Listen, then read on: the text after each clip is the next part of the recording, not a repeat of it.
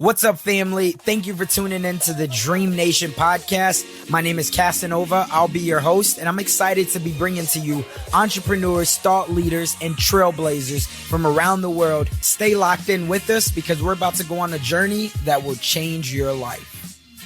What's up, Dream Builder? In today's episode, we have the amazing Miss Keenya Kelly, and she's an accomplished business executive, a teacher, an inspirational speaker, and she's been helping people, everyday people, just like you and I, build powerful businesses and also build powerful personal brands. And so I'm excited to share this episode with you because we talk about everything from living your fullest potential and really betting on your own intuition to, if you wanted to, how do you build a business? How do you become an influencer? How do you navigate the world as an influencer? And so she's done all those things and helped other people do them as well. So I'm very excited to share this episode with you. So hopefully you're in a spot where you can sit down, take some notes, and I look forward to hearing your thoughts on it. What's up, Dream Nation? We are back again with another episode, and I'm excited because I have my sister on, Miss Keenya Kelly. Keenya, you want to go ahead and say what's up to Dream Nation? Yes. Hey, everyone. I'm so glad to be here. Woo! Oh, yeah. We're excited to have you on. You have been a superstar in your own right, and we want to dive into your story. We want to dive into the highs, the lows, what makes you you, but then we also want to make sure that we can give the proper tips and strategies for somebody else to be able to build. And so the way that I like to start off these interviews, if you haven't heard before, is I always compare us, entrepreneurs, thought leaders, change makers, to superheroes. And the reason being is because we're constantly flying around the world. We're putting on our cape and we're trying to solve some of the biggest problems one at a time. And so behind every Superman, we all know that there's Clark Kent. And behind every Wonder Woman, there is what I've come to learn. Her name was Princess Diana, right? I don't know. Did you know that? No, I didn't know that. Yeah, so that's who the real Wonder Woman is. And so my question for you is, behind the superhero known as Keenya Kelly, who is that Princess Diana? Yeah. So I would say well, first of all, I'm a Jesus girl. So I love me some Jesus, right? But I love people. So I have this core, desire to make people happy, to get people saved, but also help them make millions of dollars in the process. So it's all this interwoven, fun, creative ways of doing what I do best, for business and for God. Got it. So did this come from out of a frustration? Did this come from something that you were lacking? Where did it all come from? As a young girl, was this already who you were? Did you know that this is where you'd be at this point in your life? So growing up, we were poor. I know you hear that story all the time, but no, for real, we were poor. And I remember so many times we didn't have lights, water, food, but I had this little sales ability about me that I didn't really understand. I would buy candy for 5 cents and sell it for 25. And everybody just knew I would be in some type of sales, but I was just trying to be myself. And so I ended up going to college and getting recruited into a network marketing company. And that was kind of my big I've got something here. People kept saying, you're so charismatic and all this stuff. All this crazy stuff happened in this company. I was on stage in front of 15,000 people in a magazine. And I'm like, what is going on? And I didn't realize that I had this charismatic thing about me that no matter what I said, I could make people do stuff. And I just didn't know that until that network marketing company. Got it. And so the leadership and everything that you gained along this time, talk to me, were you always a born leader, or did this all come out of the network marketing company as well? What was that like for you? I think that my dad, I didn't grow up with my dad, but you have your parents' DNA.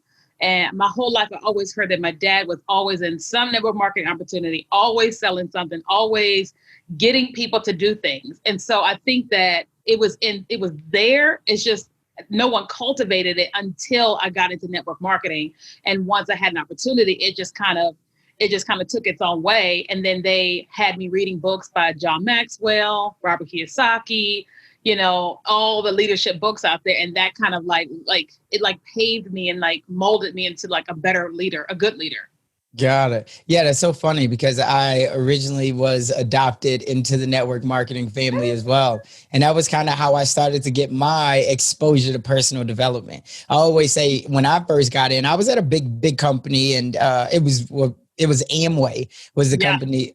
Was that the company you were at too? No, no. I was in Oh, prepaid legal. got it. Yep. So mine was Amway. And I tell people now, even to this day, like those products and services wasn't necessarily for me, but the values that you learned from those types of companies and the energy and the leadership and the camaraderie, it's like almost second to none. So Yeah. it's crazy when you see so many leaders, so many people who are innovating and who are not afraid to buck the system.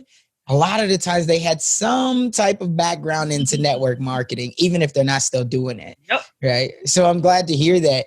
Yep. Now let's talk about when now you decided you're not going to do network marketing anymore. Right. And or maybe you still do it in some form of capacity, but you found another season in your life. What did that look like? Because for a lot of people, they get in early into network marketing and they get out, but for some people they stay. And it sounds like you were having a lot of success. So how come you didn't stay? Yeah. So I know this sounds all deep and spiritual, but it is. Like years later, I was still in it, and I moved from Kentucky to Virginia, and I started like having this intimate relationship with God that I had never had. And suddenly I heard him say, leave the company. You become very manipulative because of that company. And I was like, manipulative? He goes, yeah, you learn how to be extremely manipulative about selling, and I need to teach you how to sell. And I was like, wait a minute, you don't just leave like 8,000 people, like all the money you're making. But I cared about my relationship with God more than I cared about the money. So I quit. And I Wow. had to go on this like reprogramming detox way of selling things because I spent my whole life in network marketing, and I could sell anything to anybody, and I was proud of it, but it was manipulation mostly. Wow. And so Mhm. that's a big, I think that's very relevant in today's world because right now, which we know, depending on when you're listening or watching this, there's a pandemic going on, right? And so for a lot of people, they're looking at a shift, and it might not be that they had that calling, but for a lot of people it is. And maybe they weren't manipulative, but they're looking to have a shift and a pivot. And so for you, when you did that, I would imagine your environment changes, right? You lose all of the people who you were talking to on a daily basis. How did you mentally break through not going back to say, hey, I already had a good life being made for me there. I got to stick on my path. How did that go? I think it was very tough because you talk about like you got this whole life of network marketing and these people, the way you do things. And I had to stop that company and get a job. And so I had to Mm. relearn how to be in the workforce. Like, how do I know that I could make $10,000 a month, but let my job pay me 3,500? Right? Like learning how to like submit to a boss. And I'm looking at them like, I could run circles around you, but like learning what submission looks like. And so I had to just like, it was a years of like deprogramming, relearning. It was very lonely because if you only have all this network marketing friends, now you're trying to come back over to the other side. And I had used that phrase, that job means just over broke. I used that phrase so many times. And so I had to repopulate with the quote unquote just over broke people. It was just like, wait, like it was very lonely. I wouldn't say it was depressing, but it was lonely. But I'm thankful that in that time, it was like I was transitioning careers, but I was also in a new church and meeting new people. So they didn't really know the network side of me. They knew this person that just showed up at church. So that made it a little bit easier, but it was a very tough shift with full-time entrepreneurship and working a full-time job. Like, I don't even know how I made it 3 years at my Wow. company, but I did. So I think my question is, and I'm sure somebody else is like, if you knew that you had a sales background, were you afraid that you would be, why didn't you just go sell a different product is I guess the question. Like, why Yeah. didn't you just start your own company and sell another product? Why do you go work for someone else? Well, because I think that I was so programmed with my company. I knew how to sell prepaid legal services. I knew how to recruit people. And the industry, like, it sounds really bad, but I feel like the industry of network marketing has a lot of challenges in it. Like, I feel like people are constantly manipulating in that industry. And I feel like what God was trying to do was deprogram me as a whole and say, let me reteach you how to sell. And you may go back into network marketing, but when you go back into whatever you do, you're not going to do it from a manipulation standpoint. You're going to do it as an honest, authentic. You're going to make even more money, but you have to relearn how to sell. Because I spent my whole life, early life, in network marketing, learning the wrong way to sell. And I just had to relearn how to sell. And I feel like that's kind of why that happened. Yeah. And let's dive into that, because a lot of people right now, they're struggling with it. They want this company, right? They want to start a t-shirt company or coaching and consultant company, all these things that really force you to learn how to communicate, which is all selling really is. And there's a right way to do it, is like you said, and there's a wrong way to do it, like you've done, right? And talk to me about what is the right and what is the wrong way. Like, now, if you're teaching somebody, how do they sell? If they want to start building their brand, their products, their services, is there a couple steps or anything that someone could take away today? Yeah. So the first thing that I would say, and this sounds negative too, but don't work with a coach who's manipulative. That's number one, because we invest, like, I feel like every entrepreneur needs a coach, because you only know what you know, and you can skip a whole lot of steps if you work with somebody. And so if you're working with someone who's manipulative, they're going to teach you all these particular ways, and that's the way that you're going to go. I made the mistake of doing that as well, but I've also watched how successful I could be when a coach was honest. When a person was like, here is this, here is that, it made it a lot easier, because I didn't have to, like, lying is hard, because you have to, like, remember the lie. You have to create all these different things that go along with the lies. And it's just crazy. Whereas honesty is the truth always. And so you don't really have to remember the truth, because it is the truth. And so the first thing I would say is make sure you work with someone who is honest. Now, if you're not working with a coach, and just in general, too, I would say you be honest, right? So one of the things that I learned in my consulting business was that one of the ways I was being dishonest, I didn't know it, was like, there's only 10 spots in my program, only 10 spots available. And that's not true. The truth is I have unlimited spots to buy into my digital course. But if I say I only have 10, that's manipulation. Just tell them the truth.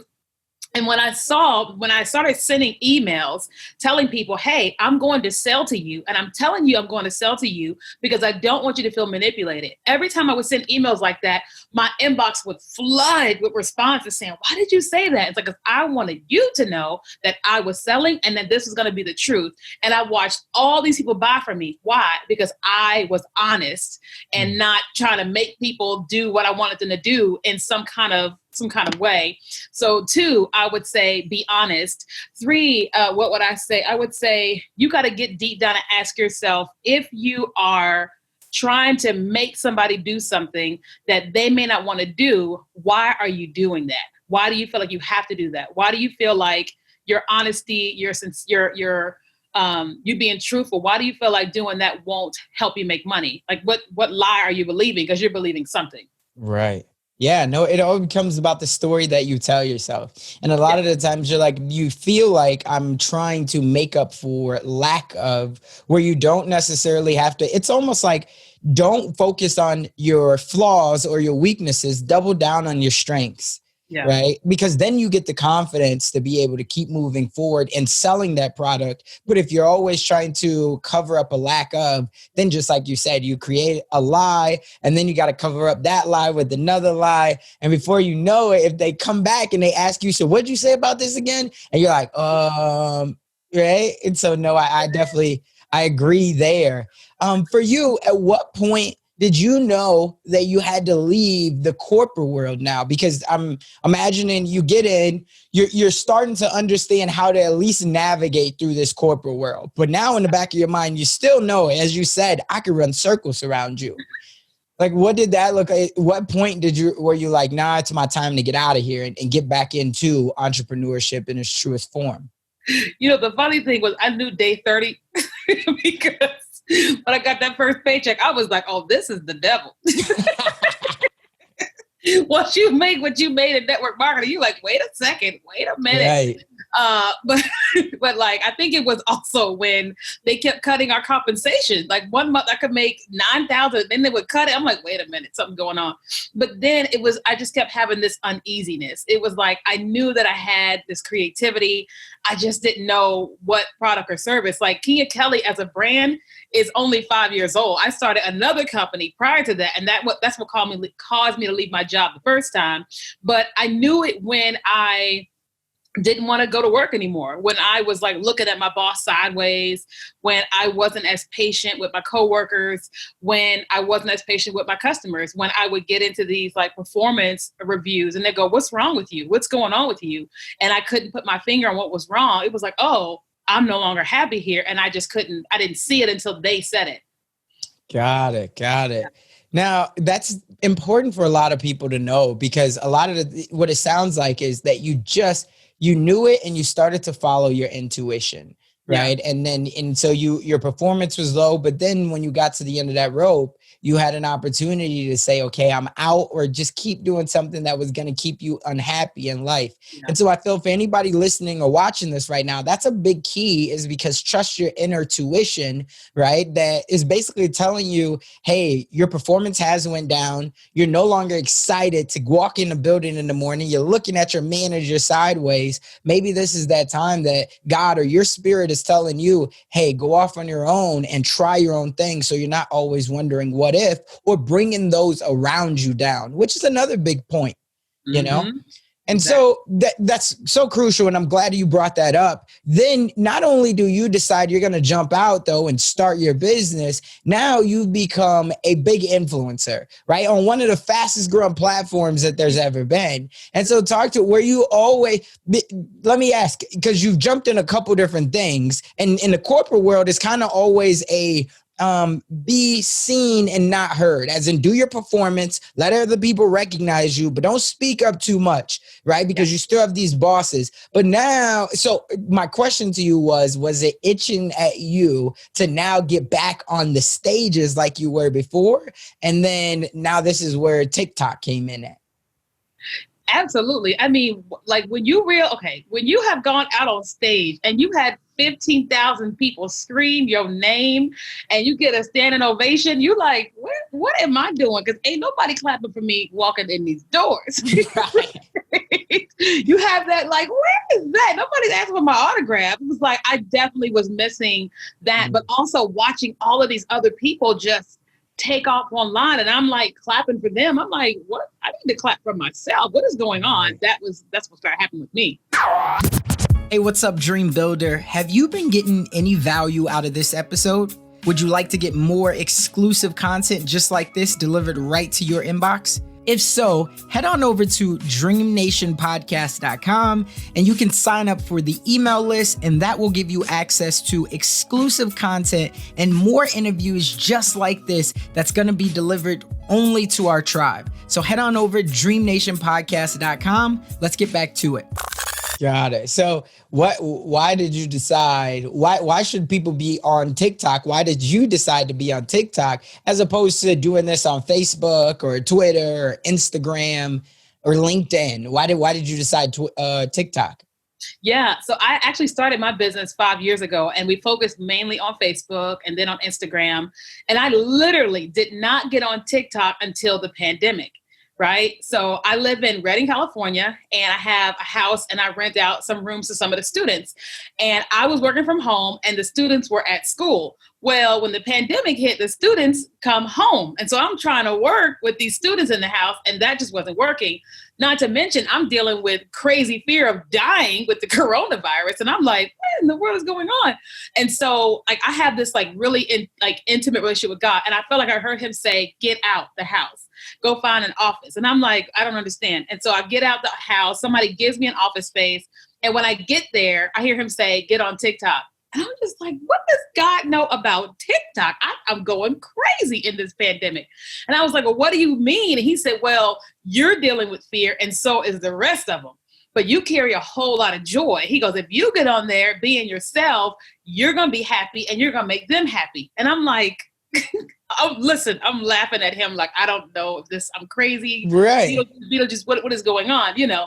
And finally, I get on this app. and I start doing little things. And the comment section, it kept saying, your joy is contagious. Your joy is contagious. And I'm like, I haven't heard that in a long time, since the network marketing days. And the more I kept hearing it, the more I kept like starting to believe it. And it wasn't until like a couple of weeks later, I went viral and got like 10,000 followers overnight from like this little video, like just a simple, funny little video. There was a white girl who went to a Black church and she was imitating the way Black people shout at church, right? Yeah. And it was super funny. And I'm just like laughing at her in this video. And it goes viral. And it just keep like all these videos just keep going viral. And in a matter of like, I think it was like 3 months, we got like 30,000 followers. But my email list started exploding. My books started selling like crazy on my website and on Amazon, and everything was just blowing up. And I'm like, wait. And when I look at, I love Facebook, but I've never gone viral on Facebook. I love Instagram. I've never prior to Reels gone viral. And I said, oh, this is the spot. But not only that, my business was increasing, but I was more of myself because Facebook didn't let me dance. Facebook didn't let me be a little bit petty. They didn't let me do certain things because you had to be more professional on those platforms. But with TikTok, I could be all things Keenya Kelly and kill it. And so that was my thing of like, okay, this is the place. Now, I don't not do the other ones. I just spend a lot more time on TikTok. Got it. Now, what's the for anybody that's looking to start on TikTok, like what's the keys? Because I'll be honest to say, like I'm big on Instagram. I'm big on almost all the social media platforms, but I'm not big on TikTok. Even though my son, I had the app on my phone. And so anytime I even get on there just to he's got a sense on it. He'd be like, you on TikTok? So my question is for someone who's looking to like, okay, maybe I'll download and I'll mess around with it. Like, what are the keys if they wanted to try to get a video to go viral? Yeah. So TikTok has changed a lot. You could go viral, but just by sneezing on TikTok, like you really could. But now things have changed with the potential sale and all that, and then Reels coming out. But one of the biggest ways to go viral on TikTok is doing something within like 5 to 7 seconds that makes somebody go, wait, what? It makes them watch it over and over and over again, right? Or it's something where it is super funny, or it just makes you go, that's amazing. I got to give it to my best friend. I got to give it to this person. It makes people go, you got to watch this. You got to watch this. Like we've all got those videos where we're like, hey, babe, come look at this. Come look at this. And so it's about doing something like that makes everybody go, you have got to see this. Even if it's just teaching, like I've done, like there's the song by, what's her name? What's the girl's name? Cardi B and Megan Thee Stallion called WAP or whatever. Yeah. Too much for me. But there's a dance on there called the WAP Challenge. And somebody created an audio that like you start doing the dance, but then it turns into like somebody's bones breaking. As if an old person is like, I'm too old for this. Right. So I start doing the dance in 2 seconds and I'm like, oh my God. And the video has gone viral because people are going, this is really funny. We thought she was going to do the WAP, but she actually says she's too old for this. And so it's little things like that cause you to go viral. But from a business standpoint, when they land on the page, they're going to look at this video and the next video. I'm baiting them in with my entrepreneur stuff. Right. So I've got these funny things, but I've also got all this other stuff around it causing you to go, I kind of like this girl. Let me follow her. Got it. So I love the first thing that you said was, and really it's a pattern interrupt, right? We're getting so conditioned into just scrolling. So that thing that you can do in those first 2, 5, max 7 seconds that can get me to interrupt my pattern of scrolling. That's how you catch me and you hook me. And then the second thing that I got out of that is just the collaboration piece. Cause I think you hit it right on the head where you're like, I got to share this with somebody. Babe, come look at this, right? Or I got to send this to my buddy, or there's so many things. So I think that it's amazing how TikTok has been able to do that. But I think the thing that I love the most about it when I've gotten on there is the fact that everything is still for the most part positive. Yeah. Right. Like Facebook, obviously we got politics and share, and it's so much fear but with TikTok, it's all been positivity, a challenge, something funny, dances, things like that. So that's been really cool. Does it allow you to add like link in the videos? Or how did your email list blow up off of that? Yeah. So once you reach a certain number, whatever number TikTok deems, you can add your Instagram, a link to it, and you can add a link to your website. So for me, I got it. Once I hit 1,000 followers, it let me put my Instagram link, my YouTube link, and a link to whatever website or free tool. And so I have my brand quiz on mine. And so every day somebody's taking the quiz. Wow. You Okay. can't put it in the actual video, but you can put it in your profile. So that's why but again, you said they're going to come in off of that one or two funny videos, but then they see that you have all these entrepreneurship videos and now you're just adding value. Then they click in your profile, boom, then they take the quiz and this is how you get them, right? Yep. And this is how you have ownership rather, because if the sale happens or if they shut down TikTok, all these things that we have no control over, the cool thing about it is you still have control over that email list. Exactly. Because one of the things that we know as business owners is visibility is king. Our goal is to get ourselves in front of as many people as possible, because if we get them there, we can pull them to our email list or to our other social media platforms. Right. So our job is to be where we can be as visible as possible. And for me, TikTok is just, it's wild. I'm like always blown away every time I look at my page, like, what has happened on TikTok? Like, in an hour, I'll log on and I'll see I have 100 notifications. And I'm like, all these new, it's just crazy. So for somebody that says, okay, I get it, but I'm not really a creator like that, Keenya. So like, I don't know how to create the videos. They look all really cool, things like that. Like, what do you need to be a creator? Can you just share other people's stuff and go viral? What does that look like? Yeah, absolutely. There's many pages where they go viral with just other people's content. What I would say to that person, I would say if you are someone and you use Instagram stories, you can definitely do TikTok. But you can use other people's content, but TikTok mostly likes you. If they're going to follow you, they want to see your content. And if your goal is to make money from your page, you want to be on there. So what's like a first step, like, because it feels like it's overwhelming, I'm sure, for a lot of people, because you add music, there's challenges, it's a whole nother platform. Like, how is it easy? Like, is it like, what would be the first, if you're trying to teach me, I say, hey, I want to be a TikTok star. I don't necessarily need, 30,000 followers, but I would like to at least get 1,000 followers. How are you going to advise me? Yeah. So in today's time, I'm going to tell you to go to Instagram and go and create an Instagram reel, because TikTok is like the Facebook of the world, killing it, like up here. Instagram Reels is new. And so the features on Instagram Reels is a whole lot less than what's on TikTok. Right. So I would tell a person to go to Reels and take an Instagram story and then post it to Reels. And what they're going to go is, well, that was easy. And the next time they post, they'll add text. And if you do those little things on Reels, by the time you come to TikTok, you're like, oh, I've got this. Because TikTok can be extremely overwhelming because it has a lot of different bells and whistles on there. But what I would also say is go to the TikTok platform, click on the Discover page, and then just in the search bar, search your field. So if you are a barber, if you are a makeup artist, whatever it is you do, search that. And I want you to go and look at what other people are doing. Like, I do a lot of the complicated stuff because I like that stuff, but not everybody is doing that. There's a lot of artists on there who never show their face. They're only showing like their camera is pointing at their painting and all they're doing is painting.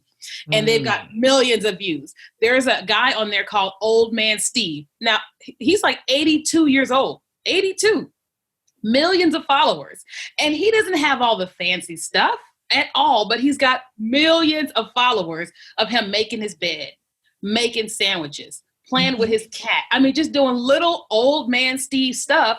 And people want to see Old Man Steve. So you don't have to do all the things because he's not. And he's running circles around me on TikTok. Man, I know. I love it. And so hopefully somebody hears that and they say, okay, well, maybe I can just start out, just like she said, because everybody can navigate Instagram for the most part. Now, the Reels part of it, I think that it's just like you said, you take one story, which I love that you broke it down and made it digestible. Take one story, just upload it to Reels. And I think that one of our mutual friends is Shalene. She was saying, and I guess my question to you is it true that if you post the Reels to your feed, that then you get more views on it and you have a potential to get a bigger audience? Is that how it works?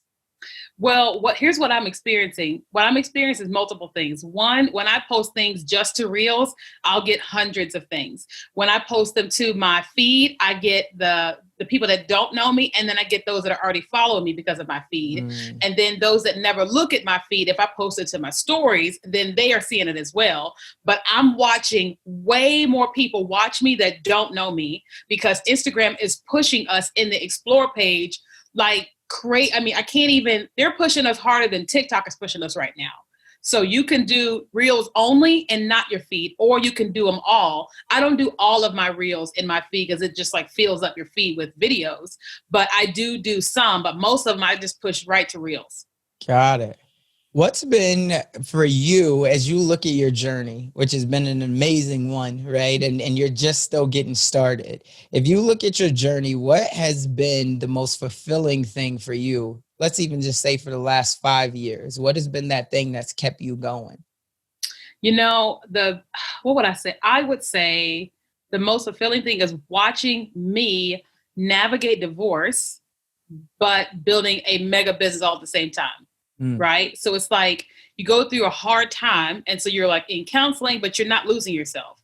You're not acting like you're not going through this, but you're like, okay, this is happening, but I'm still awesome. Let me go and be awesome 1 hour a day, and just watching myself go from like 5 minutes a day to 30 minutes to an hour to the entire day, and looking back going, wow, I can't believe I did this. And I did this through like without making him look bad, without all the foolishness. And I get to tell people, hey, here is how I did it. Y'all got to watch me on social media because I was already a personality before I ever went through divorce. And all these people got to watch me go, okay, so she's battling depression, but look at her. Look at her go. The girl's just, look at her go. For me, I just go, look at what I did, Right. No, and I think that's dope. Let me ask, for you, was it your environment? Did you have a therapist? What allowed you to keep going? Was it your audience that you already had that you were like, hey, they're watching me. They still need me. I can't let them down by just going into a deep, dark cave where it's essentially I'm no longer communicating with my tribe. What did that look like for you? Yeah. So I would say the number one thing I had for me, obviously, was my relationship with God. But the second thing was all the books that I read in network marketing. What happened in our marriage was my ex-husband cheated early on. And it was like, all right, it's too early to be cheating. I'm out of here. But in the middle of like when that all started happening, I'm having this battle of stay and stay. But I could hear John Maxwell screaming and Miles Monroe. I could hear them screaming, you're amazing. You're better than this. And so all the books that I had read my whole life that I hadn't really thought about in my time of like crazy crisis, that's all that I could hear. I couldn't hear my mom. I couldn't hear anything around me, but I could hear them screaming all this stuff to me. And so it was like, okay, so this isn't the end. I can move forward. But then it was going to counseling. It was choosing to go, hey, I'm not broken, but I need help. I need a professional walking me through this season of life that I never thought that I would have before. I didn't really rely on my audience because that was a different audience that I had 6 years ago than what I have now. But there were people online that were just kind of like waiting to see like what I was going to do. And I didn't really talk about it until like years later. But it was the books, God, and my counselor. Got it. Cool. Well, hopefully if somebody hears that, that they can go listen to John Maxwell. They can go listen to anyone that could speak life into them, because we all have those little voices, and it's about which voice do you feed? Which voice do you allow to really overcome, right? Whatever the thoughts are that you're having. And so if you can have a positive voice like John Maxwell, I think that helps anybody. If you could look back on your journey, the second question that I have is if you could look back on your journey and you could think about one thing that you would have done, that you would have changed to help accelerate your journey that much sooner, what would that one thing have been? I would say probably talking to myself a little bit more. I feel like that I spent years in network marketing and then years out of network marketing without a mentor. And I found myself in season of life knowing that I had experienced greatness, knowing that I had experienced like people telling me who I am. But there were like 10 or so years where there wasn't anybody there wasn't a mentor. Like I love my mom and dad, but were never there for me in that way. And so I spent this gap of life, like not really knowing who I was or what I should be doing. And I was letting my environment, like what the environment I was putting myself in, I was letting it tell me who I was and minimize me when I knew that there was more on the inside of me. Like I wasn't investing in a coach. I wasn't in any kind of mastermind. I was just kind of going through the motions of life with people. But if I would have kept investing in coaching, or at least stayed in contact with the guy that was mentoring network marketing, I guarantee you I wouldn't have had that huge gap of who am I? Got it. This has been a phenomenal conversation, and I love all of the insight that you've shared. The one last thing that I want to ask you is, for somebody out there that's listening right now, they're very inspired by you, by your journey, and they love everything that you have to offer, and they want to blaze a path similar to what you've done. But they have that little voice in their head, and that little voice says that they're not strong enough, they're not smart enough, or maybe they just don't have enough resources. What's the one thing you would say to that person to get them to just take action? Yeah. So I would definitely say, first of all, you are more than enough. You have everything that you need. It's just you have to first choose to believe that you have what you need. Most of us need more wisdom, more guidance. And the truth is, all of us can get access to a library card. So whether we have the money to go and buy all these books or not, all of us have access to a public library. All of us have access to social media. We have these phones and Wi-Fi, and we can listen to all the podcasts just like this one. We can have coaches in our head that we never physically talk to, but they can be talking to us. Like John Maxwell, I met him once, but he doesn't know me. But in that moment, he knew me very well because of the books that I read. And so I would definitely say you have everything that you need. You just have to choose to believe that what you have is enough, with the library card and the Facebook community and the Instagram community, instead of watching all the stuff that isn't helping you on TV, the news, and all the type of stuff. You've got to get out of that and put yourself in a place to be mentored. And then you'll realize I really do have what I need. Yeah, a beautiful answer. I think that a lot of us, for right now at this time in life, if we were to get more wisdom, just like you said, I think that would build on us having more confidence, because that's the only reason why we have that voice, is just because we haven't trained ourselves enough. And the way that you train is by going to the library, getting those books, or listening to a podcast. So then you build that confidence. Yeah. For anybody who is looking to stay in touch with you, where can they find you at? Yes. So everything for me is all on KeenyaKelly.com, KeenyaKelly.com. I'm on Instagram and TikTok all day, every day. But that's mainly where I play. Got it. We'll definitely put all of those links in the show notes. And I want to be the first one to kick off the thank you train. This, again, has been an honor. It's great that you came and blessed us with all of your wisdom to give us that much more confidence. And now I might just put my first TikTok video up. Or maybe I'll start out with the reels, because I don't even think I've done a reel yet on Instagram, truth be told. You play it.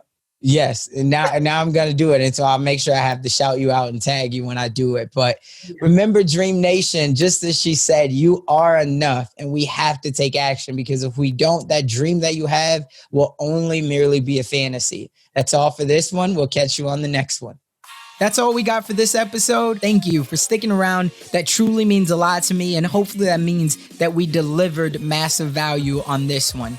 If you haven't already, the way that you could say thank you to myself and the team is just by heading over to iTunes and leaving a review and a rating. That's what iTunes loves to see. That's how we get out there even more. And I would definitely be grateful for it. I know the team would as well. Do me a favor and head on over to DreamNationPodcast.com. That's where you're going to be able to find all of the resources that we talked about in today's episode, as well as more exclusive content. And you'll also be able to sign up to our email list, where we have more exclusive content. And we always love to hear the feedback from you all, because you're our tribe. So remember, in the dream we trust. We'll see you on the flip side.